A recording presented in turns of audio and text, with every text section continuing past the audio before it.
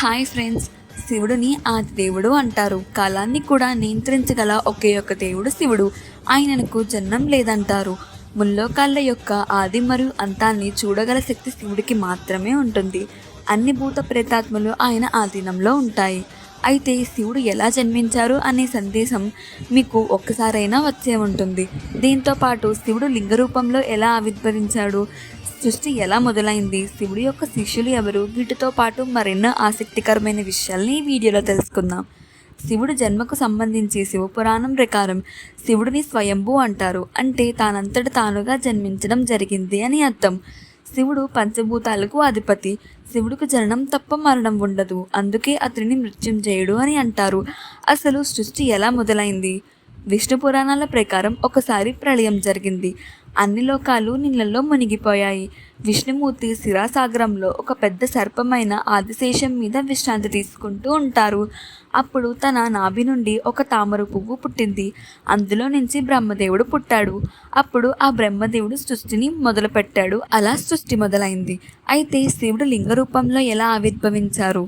ఒకసారి బ్రహ్మ విష్ణువు తమలో ఎవరు గొప్ప తేల్చుకునే ప్రయత్నంలో ఉన్నప్పుడు అంతరిక్షంలో ఒక ఆది అంతం లేని ఒక అగ్నిస్తంభం వారిద్దరి మధ్య ప్రత్యక్షమవుతుంది. ఆ స్తంభం ఎక్కడి నుంచి వచ్చిందో, ఎందుకు వచ్చిందో వారికి తెలియదు. అప్పుడే ఆ స్తంభం నుంచి ఇలా వినిపిస్తుంది: ఎవరైతే ఈ స్తంభం యొక్క ఆది అంతము కనిపెడతారో వారే గొప్ప అని. ఆ మాట వినగానే బ్రహ్మ ఒక పక్షి రూపం దాల్చి ఆ స్తంభం యొక్క ఆదిని కనుక్కోవడానికి బయలుదేరతారు. మరోవైపు విష్ణుమూర్తి వరాహ రూపం దాల్చి ఆ స్తంభం యొక్క అంతము కనుక్కోవడానికి బయలుదేరతారు. ఎంతసేపటికి ఆ స్తంభం యొక్క ఆది అంతము కనుక్కోలేకపోతారు. ఇద్దరు ఓటమిని అంగీకరించి వెనక్కి వచ్చేస్తారు.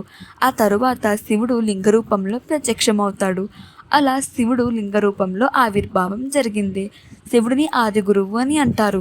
ఈ లోకంలో గురు శిష్యుల సాంప్రదాయాన్ని ఆయనే ప్రారంభించారు. ఇది విన్న మీకు అయితే శివుడు యొక్క శిష్యులు ఎవరు, ఎంతమంది అనే ప్రశ్న తలెత్తుతుంది. శివుడికి శిష్యులు 7 మాత్రమే. వాళ్ళకే తన జ్ఞానాన్ని ఇస్తారు. వాళ్ళనే మనం సప్త ఋషులు అని అంటాము. ఇప్పటి వరకు శివతత్వంలో కొంత భాగాన్ని అర్థం చేసుకున్నాం. ఇప్పుడు ఇంకాస్త లోతుగా తెలుసుకుందాం. శివుడు ఎందుకు ఒక సన్యాసి రూపాన్ని ఎంచుకున్నారు అనే ప్రశ్నకి సమాధానం తెలుసుకుందాం. అతను ఎంచుకున్న ఒక్కొక్క అలంకారంలో జ్ఞానానికి, విశ్వానికి సంబంధించిన గుర్తులు ఉన్నాయని శివపురాణంలో చెప్పబడింది. ముందుగా తలపైన ఉన్న చంద్రుడి గురించి తెలుసుకుందాం. శివుడు ఒక రూపం లేని, అంతం లేని వారు. తనకి తాను ఎక్స్ప్రెస్ చేసుకోవడానికి కొంత భాగం అవసరం.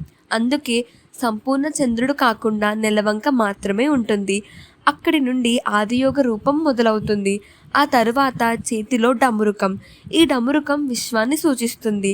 విశ్వం ఒక స్పాట్ నుండి ఎక్స్పాండ్ అయ్యి కొంత దూరం తరువాత మరొక స్పాట్లో కొలాప్స్ అయిపోతుంది. ఇదొక ఇన్ఫినిట్ లూప్లా నడుస్తుంది. ఈ విశ్వమంతా ఒక వేవ్ అని, దాన్ని శివుడు శాసిస్తున్నాడని చెబుతుంది. మెడలో ఆ సర్పం ఎలర్ట్ని సూచిస్తుంది. జనరల్గా సర్పం చాలా ఎలర్ట్గా ఉంటాయి. ఎటువైపు నుండి శబ్దం వస్తే అటువైపు వెంటనే తిరిగి చూస్తాయి. ఆ ఎలర్ట్ని సూచించేదే సర్పం. త్రిశూలం కాన్షియస్నెస్కి 3 ఆస్పెక్ట్స్ ఉంటాయి. అవే మెలకువ, కళ, నిద్ర. శివుడు ఈ 3 స్థాయిలని, అలాగే 3 గుణాలు, సత్య అంటే గుడ్నెస్, రజో అంటే డిజైర్, తమో అంటే డార్క్నెస్, వీటిని అధిగమించాడు అని చెప్పడానికి చేతిలో త్రిశూలం.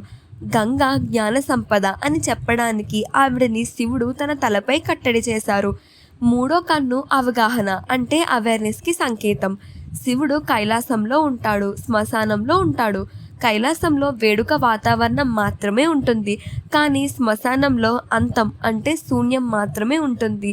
ఈ 2 ఉన్న చోట దైవత్వం ఉంటుందని ఏ విధంగా శివుడు ఈ 2 చోట్ల ఉంటారు.